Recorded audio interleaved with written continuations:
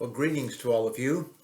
I was very excited with the services that we held, at least in this area, and I'm sure that things went very well for many of you. We had Sabbath services out of Charlotte. Quite a few people were tuned in, and everything went flawlessly. I was excited because of the messages and the general atmosphere that we experienced here in our home. I'm still dressed up from services, as you can see. We dressed up, we sang hymns together, my wife and I. And there was something special about it because we understood that there were people all over this country and around the world that are meeting together by this particular technology of live streaming. Some of you perhaps through other technologies, and some of you will perhaps hear this at a later time, and we're not able to meet together in quite the same way. But this is our goal, that we can all meet together. Mr. Ryan Dawson, who works there at headquarters, a young man, gave a sermonette. He talked about quarantine lessons. And one of those lessons I'd never really thought much about, and that was the children of Israel were quarantined on the night of the Passover. They were there together in their homes and were not allowed to go out. And although it was just one night, it was a very special quarantine that they had before they left out of Egypt. Mr. Richard Ames gave a sermon on 10 ways to love one another, and I think that that's so special, so important at this particular time. We do need to love one another, and this gives us the opportunity to turn lemons into lemonade. Satan would love to disrupt Passover, the night to be observed, the holy days in general. He would love to disturb his church, or not his church, but God's church, and the church of God. And he would love to do that. And yet we have the opportunity to do just the opposite, to draw closer together, to love one another, and to love our neighbors, and to be a shining light, and to do things that maybe we need to do to get back to the basics, as was pointed out in the messages, and I'm sure in the messages that where you had them, perhaps somebody covered that as well. As I said, we dressed up for it, we sang hymns, and there was something very special about this particular Sabbath.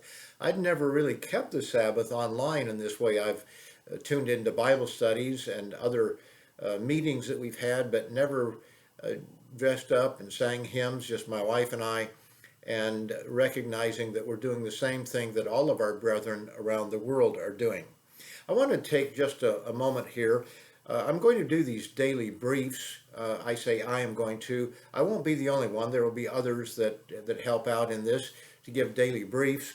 But I wanted to clarify something, and that is concerning the Passover and days of unleavened bread. We're all kind of struggling through this, trying to learn. For the very first time, we've never experienced anything quite like this. And it is our goal to protect everyone. There's a fellow by the name of Jeremy Salton, a blog or a tweet actually that was sent to me by one of our members up in Canada, and I listened to it. Jeremy Salton has written for the BBC and for Jerusalem Post and a number of other publications around the world, including here in the United States. And so he's someone of some significance. He's not just a flake out there, somebody getting on the internet and giving his opinion. But he did give an opinion. It was a personal opinion, of course. But he pointed out that the most important thing we can do right now, and this applies to every one of us, is to keep grandma and grandpa away from the children. As he pointed out, most people, before this is over, are going to be exposed to this virus.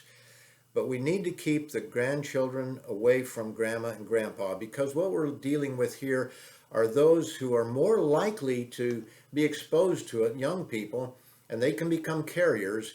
And if they go over to grandma and grandpa's, then what happens is they're wanting to hug one another and then transmit it to the older folks, and they could suffer a very severe reaction to this particular virus. In fact, it could take their lives, as we know. And so while young people really have nothing to fear, at least from what we've seen, it's very rare that any young people have succumbed to this particular virus. older people and those with underlying conditions. So it's not just older people, but anyone with underlying conditions. We need to keep the young people away from them. And so I think that that really plays into Passover and unleavened bread. We cannot legislate. I don't want to legislate. The church doesn't want to legislate and say you can only have your household for the night to be observed, for example. But we do need to keep the numbers down. The lower the numbers and the more that they are within the household who are having the same exposure, the better off we are. But we do have single individuals, older individuals who may want to get together. They've been quarantined in their own homes for a while, and they may want to get together, and we simply are not going to legislate that. That's something you're going to have to decide. And yet, if someone does get sick down the road, then that needs to be reported so that everyone is protected in general. But you have to make those decisions, and the church is not going to make every decision for you. We do encourage you to keep your numbers down, certainly below 10, to segregate by age to some degree. And again, there's nothing wrong with keeping it by yourself. But if there's a single individual, an older widow, and there's another older widow in the neighborhood, and they want to get together, we're not saying that that cannot be done. So I wanted to clarify that because that is one of the biggest questions that is coming up to us.